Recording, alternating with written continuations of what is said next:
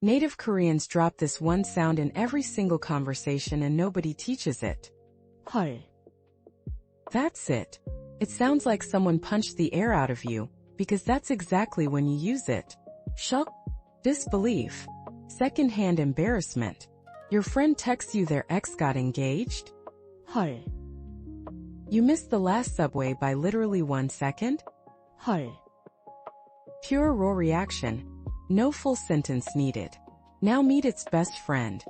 daebak, Originally it meant a huge jackpot, but now Koreans throw it at anything mind-blowing. Food is incredible? daebak, Your favorite group just announced a comeback? daebak, Then there's the one your grandma uses. aigo, It's frustration, exhaustion, and soft despair all squeezed into 3 syllables. Dropped your phone? aigo, Running late again?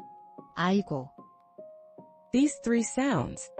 헐, daebak, aigo. Will make you sound more natural than 100 grammar rules. Say all 3 out loud right now and think of exactly when you'd use each one.